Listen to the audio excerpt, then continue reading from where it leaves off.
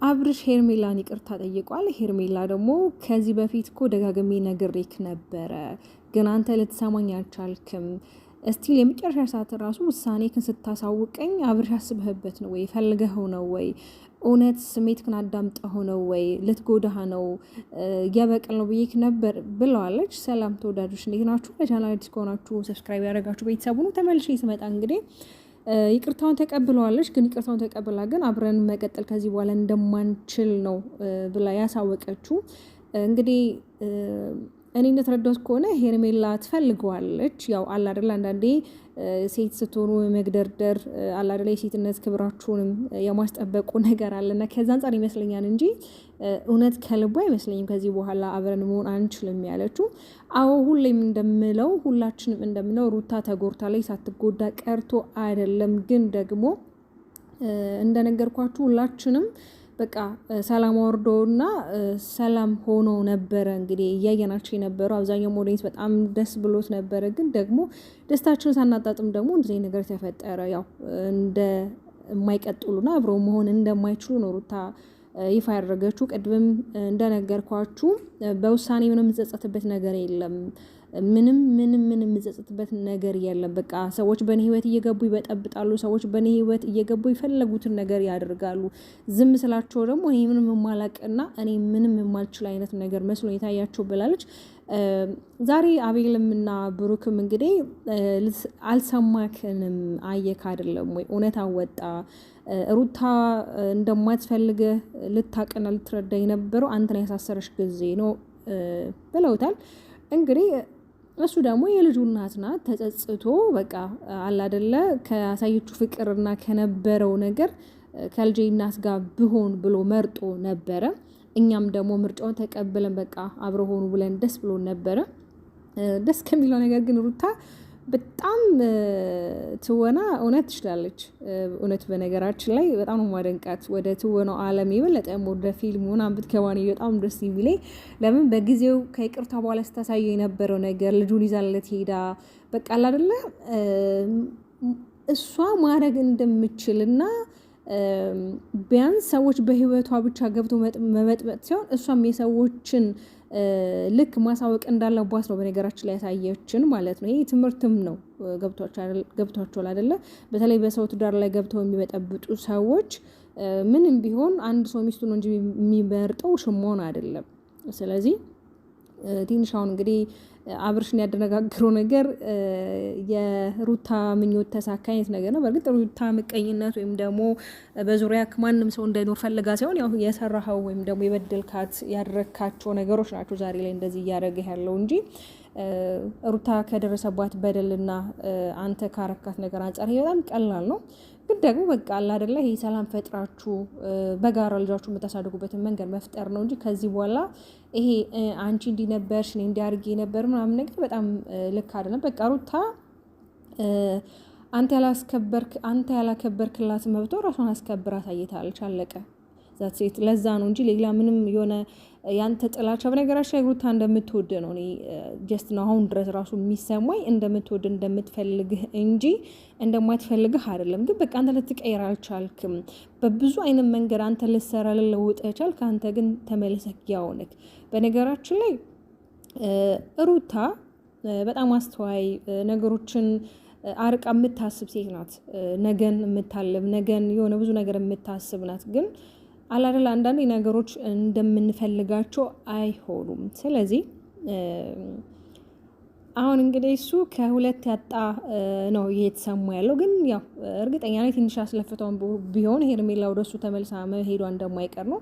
እንግዲህ ጓደኞቹም ብለንክ ነበረ አንተ አልሰማ ብለክ ነው በዚህ ወሩ እያሉት ነበር ዛሬ ያው እንግዲህ አልሰማኋችሁም ራሴ ነበር ሳዳምጥ የነበረው በራሴ መንገድ ነበር ሲሄድ የነበረው ብሏል። በራሱ መንገድ መሄዱ ማሰቡም ግድ ነው። የሰው ልጅ ከራሱ ከተማክሮ ነገሮች ምንም ማድረግ የሚችለው ይቅርታን ብቀበልም ግን ከዚህ በኋላ አብሬክ መሆን አልችልም፣ በየትኛውም አጋጣሚ አብሬክ መሆን አልችልም። ግን ደግሞ ይቅርታ ካልችኝ እኮ አብረን የማንሆንበት መንገድ የማየት ነገር የለም እያለች ነው። አብርሽ የኔ ቆንጆ እኔ እንዲህ ስተክዝ እንዲህ ሲከፋ ማየት አልፈልግም። አሁንም ቢሆን ግን ደግሞ እኔን አልተረዳከኝም። እኔም በጣም እየገፋኸኝ ነበረ ስትደውል ስለማነሳለክ አስቀይመከኝም ወዲያው ምልስ ስለምልልክ በቃ የሆነ ምንም የማይከፋኝ የማልሰበር አይነት ሴት መስዬክ ነው ወይ? ከዚህ ፊት ነግሬ ካለው አንድ ቀኔም እንደምሰበር በነገራችን ላይ እንደምታፈቅረው እንደምትወደው ራሱ ስትነግረው እኔ አንዳንዴ በጣም ደፋሮች ከሆነ ግን አንዳንድ ሰዎች እውነት አንድ ባልዳሪ የሆነ ወንድ ራሱ ማፍቀር መውደድ እኔ እንጃ ነገ በኛ ላይ ይሄ ነገር እንደማይፈጠር በነገራችን ላይ ሁላችንም እንደምናውቀው የሁለቱ መጣላት ምክንያት ሄርሜላ አይደለችው። ከዛ ፊት በጣም ብዙ የተፈጠሩ ነገሮች አሉ ሁላችንም እናውቃለን። ግን ደግሞ ሄርሜላ ከመጣች በኋላ ነገሮቹ ከረርና ጠበቅ ብሏል። ይሄ እውነት ነው፣ ማንም የሚያውቀው እውነታ ነው። ግን ደግሞ አብርሽ ነገሩን በጣም አሰፋው። ገብቷቸዋል። ቢያንስ አላደለ የሰው ልጅ እኮ አንዴ ሁለቴ ነገሮችን ያጠፋና ቢያንስ ሶስተኛ ላይ ለመታረም ነገሮችን ለማቆም ነው የሚሞክረው። አብርሽ ደግሞ ነገሮችን ሊያቆም አልቻለም። ስለዚህ ሩታ ደግሞ ምንም ማለት ያጠፋችው ምንም ያደረገችው ነገር የለም። በቃ ልትመልሰው ቻለች። እሱ የሚመለስላት ልጅ አይደለም።